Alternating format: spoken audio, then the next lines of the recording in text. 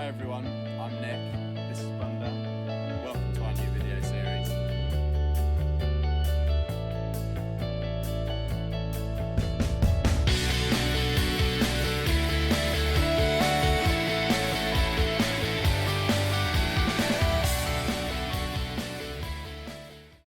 Hello everyone and welcome to episode 5.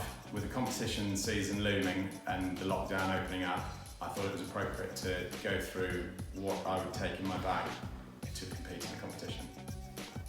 So the first thing going to a competition obviously is your gun, which I say obviously, many times I have experience leaving it behind. The gun that I shoot is Rizzini, which I'm an ambassador for. However, obviously there are many incredible guns out there on the market, and this particular gun that I shoot with is has been custom made by Honesberie in Italy. So the gun is completely customized to my hand grip and my dimensions with the height of the comb and the length of the pull. And then it is really down to preference and what you choose to do as to whether you use 2 chokes and use a very tight choke for everything, or whether you choose to change your chokes on different stands. I'm someone who does actually quite like to change my chokes around appropriate to the targets that I'm shooting. This is an area that I think it really depends on how experienced you are, and people are very quick to blame their chokes and their cartridge choice, where actually until you're at a set level of experience and knowledge, it's about putting the correct, having the correct choke in the gun in order to be mentally in the correct space. So there are many different types of chokes. There's external and internal. External, like on this Rizzini, you can see on the end of the barrel here, they are color coordinated and cylinder, which is is quite an open choke, and then that goes to improved cylinder, okay, and then it goes to light modified, and then modified, and then improved modified, and then full. And in generic terms, the difference between improved cylinder or cylinder to full is effectively the diameter of the bore. So full is a very tight, constrictive amount of steel, which means it holds the shot pattern together for longer. When you look at sort of a standard Beretta, which has got multi-chokes, you'll see on the end there are notches etched into the metal. Okay, on this particular gun we've got 2 notches, that means that's 3/4 choke, and then on the bottom one we've got 3 notches, which means that's half choke. So each manufacturer uses different ways to say what they are. So these are flush fitted chokes, which you get a choke key like that to extract.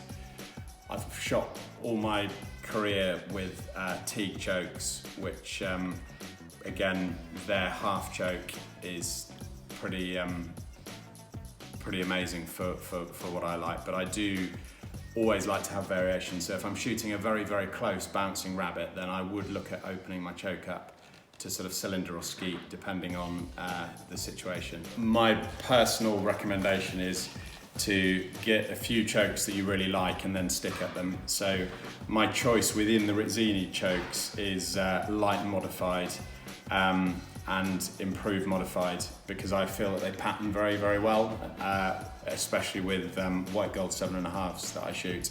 So we've got your gun, and whether you take it in your car in a gun slip or actually in its hard case.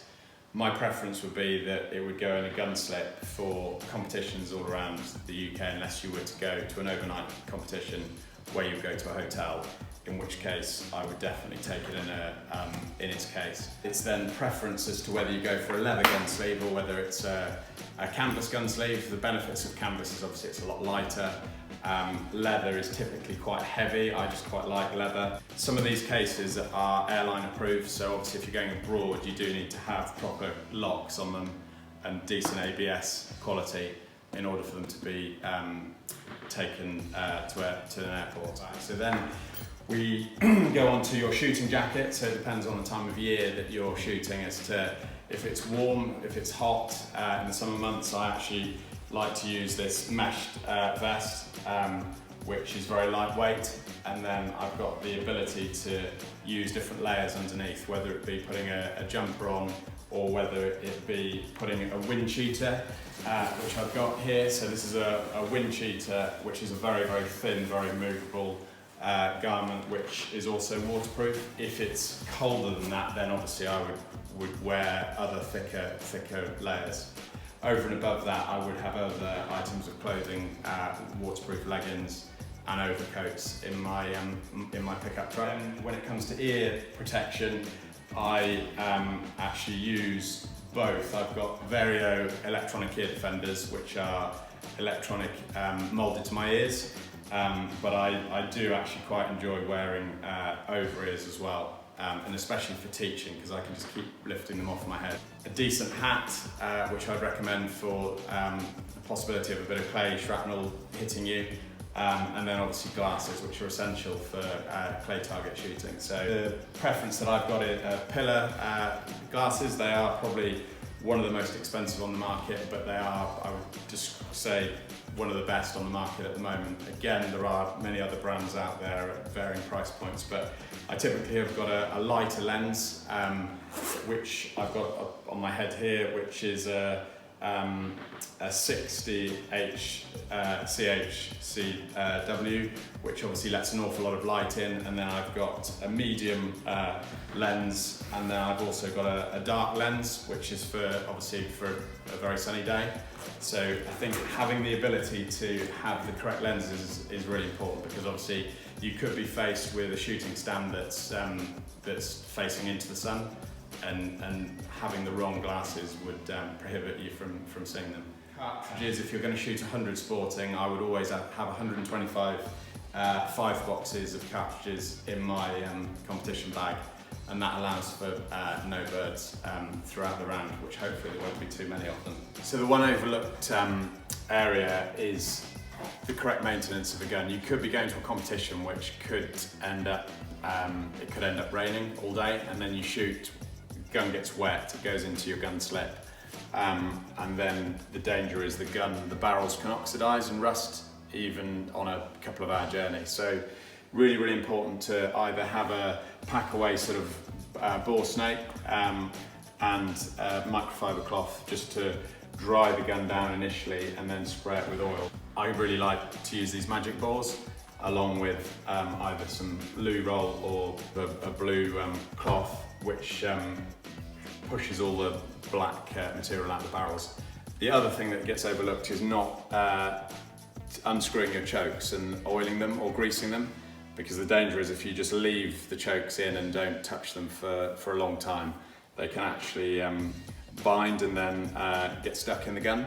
So that is really important, and also making sure if you've got external chokes or even internal chokes that always you do just check that they are finger tight, because it's easy, having cleaned a gun, to have unturned by a couple of turns the choke.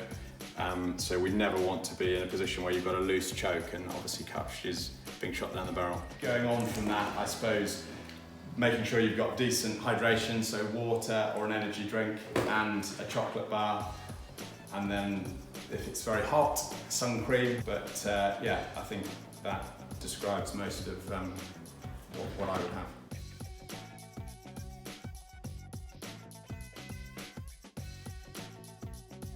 So I hope you like this episode with what's in my competition bag. If there's anything else that you are wanting more information on or for me to talk about, then please let us know. Stay safe, please like, subscribe and share, and we'll see you next week.